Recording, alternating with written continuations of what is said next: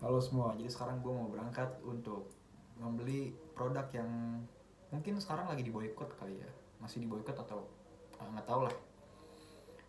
Untuk kebutuhan tugas sih. Yuk, mari kita lihat apa yang akan gue beli.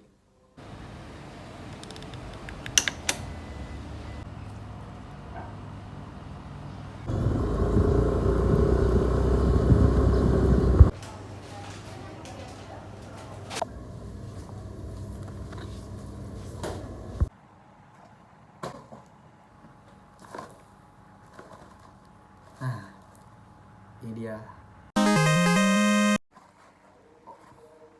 Oke, jadi gue baru aja membeli produk dari Unilever. Itu Sariwangi, teh Sariwangi. Hmm, Kenapa gue ngambil teh? Karena biar nggak, mungkin jarang kan orang sih ngambil minuman ataukah banyaknya pada apa namanya,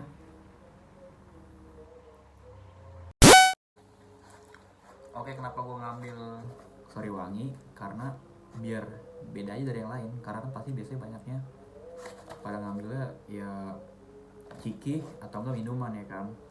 Jadi teh Sariwangi ini berada di bawah naungan Unilever yang sedang menghadapi serangan boykot karena Unilever dituding mendukung Israel. Sentimen ini muncul terkait pandangan kontroversial uh,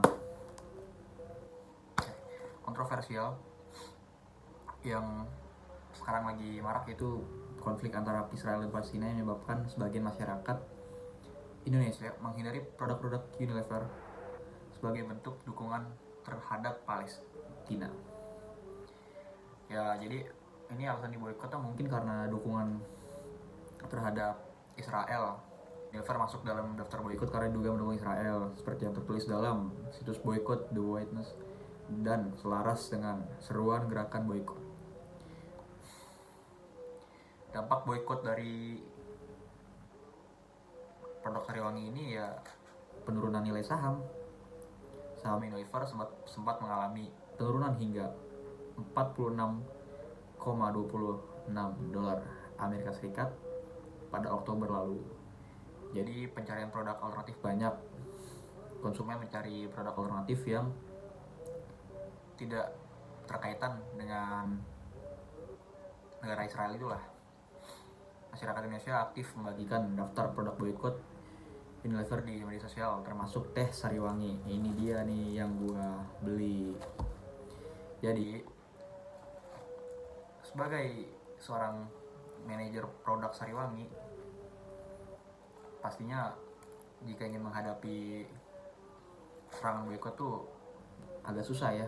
Tapi menurut gua langkah-langkah pertamanya lah memahami masalah awal dulu lah, ngelihat pasar dan ngelihat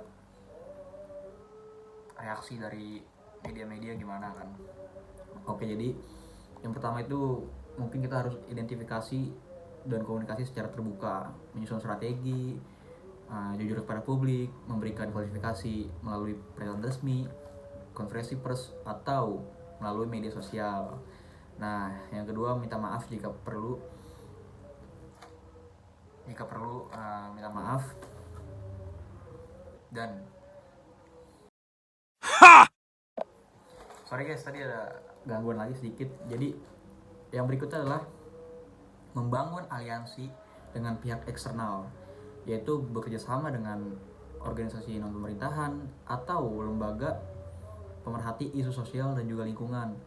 Nah, yang ketiga berikutnya adalah fokus pada produk lokal dan kontribusi ekonomi. Jadi menekankan bahwa produk ini tuh dibuat secara lokal, mendukung perekonomian dan industri lokal, serta memenuhi standar dan kebutuhan konsumen Indonesia. Emang sih agak susah ya untuk menghadapi serangan dari gerakan boykot. Kita sebagai atasan ataupun pemilik dari perusahaan ini tentunya harus bisa melihat pasar, bagaimana cara kita untuk bertahan. Ya itu tadi salah satunya. Jadi mau gak mau kita harus minta maaf kepada publik dan menjelaskan semuanya lah kalau kita tuh lokal banget gitu loh ya kan ya, dan pastinya meminta maaf jika diperlukan, jadi jangan malu untuk minta maaf. Oke, itu sih yang bisa gua sampaikan soal tanggapan gua terhadap Sariwangi ini dan bagaimana solusi gua ketika menghadapi boykot ya. Oke, terima kasih teman-teman semuanya, sampai jumpa.